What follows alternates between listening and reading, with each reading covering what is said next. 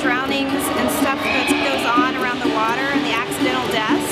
Even in the bathtub, your kids should know how to be safe around all kinds of water, pools, tubs, everywhere. If my kids are at a friend's house, I want to make sure they know what is right and what is wrong and how to swim and how to protect themselves.